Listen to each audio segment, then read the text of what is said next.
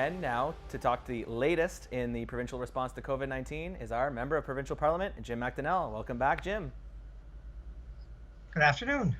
All right, so MPP will start, of course, with today's news there's some issues in our long-term care homes, and the Premier did address it in his statements today.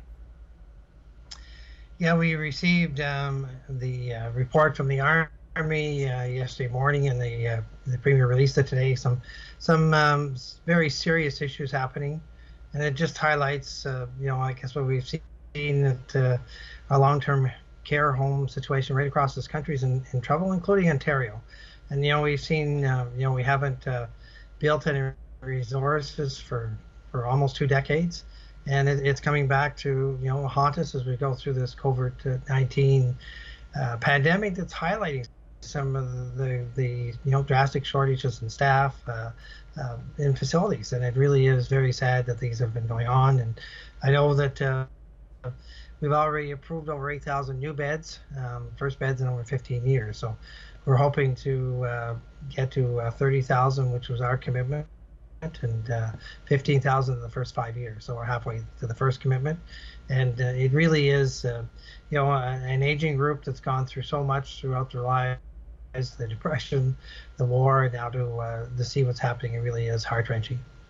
Absolutely, and I believe that the Premier has said that there'll be a further review as well in order to really address these issues. Yeah, and I think he releasing the reports to the public that we received from the military, and it really is an issue that needs public attention and public action, and we're looking for help financially from the federal government to even increase our commitments that we made during not only this election but the last 2 elections, to increase the number of long-term care beds that are available. Absolutely, and we'll be keeping a close eye on that for sure. Now, moving on, MPP, we did hear yesterday as well from Christine Elliott and Dr. Williams in terms of the number of people that are allowed to gather. Perhaps we're expecting an increase. I know there was some rumor of that, but right now it's staying at the 5, so maybe we can talk a little bit about that. Well, I think everybody's waiting for that increase. We're looking forward to see the numbers as we go through the week. Today was a good day, but we cycle back and forth. So if, with the new extensions, if we're living within our healthcare budget, which I mean budget by the number of available facilities, then the hope is that we will increase them. We can't get to, we were disappointed to see what we saw in Toronto in the parks on Saturday. We just can't let that happen, because that just, it really encourages a runaway spread that we can't manage, and really puts many people at risk. It puts at risk our trying to open up the operation or hospitals for different treatments that have been on hold for months now. So we want to make sure that we do this smart, and people have to be respectful of the rules. And we're really learning from the every day. We're learning new technology, new evidence from this virus, and we know one thing for sure, that it's very contagious, and it must be social distancing is very important, and we must practice that. And in the wake of this as well, the Premier has basically extended testing to all individuals who think that they may have been exposed. So let's talk about the testing capacity and how that's going to ramp up in the days to come, and how people can, or should, if they do suspect that they may have come in contact with COVID, seek testing. Well, and the Dr. Paul called just a few minutes ago. We see that our numbers are already up in the neighborhood of 4 times just yesterday, which was the first day of the expanded testing.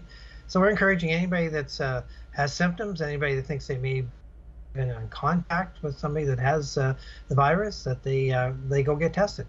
As I say, we're not ready just to, if you have no symptoms and don't suspect, of course it's a little early for that yet, because we're trying to ramp up and try to get at the, in the areas we think there might be some unexpected results. So the testing will tell you if you have it at that time. Sometimes there's an incubation period. So it takes 4 days to 14 days to actually catch the virus. So it's a very difficult one to catch. It's as I say, it's an invisible killer. The say that there's today's call, they were talking about 20 to 30% of the people that have it don't suspect they have it, they have no symptoms, and they can be spreading it. So it's a tough go. And just finally, maybe end on a positive note, MPP. We know that the Sparks Volunteer Network started by the province has done very well with millions of people signing up, but there's still room if people do want to give back to check out that portal. Yes, and we've had 3,500 volunteers across the province. We're looking for more. This is delivering food, getting out there to help people that maybe can't get out. So it's a great initiative, and we ask people to check the Ontario.ca website for that. It's it's something we need to look after and help the people that have been really over the last 2.5 months working day and night to long-term care homes and first responders, a lot of grocery stores. A lot of people have been working long hours, and we need relief, and we're hoping that some of our volunteers can help that. Absolutely. On that note, MPP, thank you so much for joining me for today's update. Thank you. And again, we remind everybody to practice personal distancing and stay safe.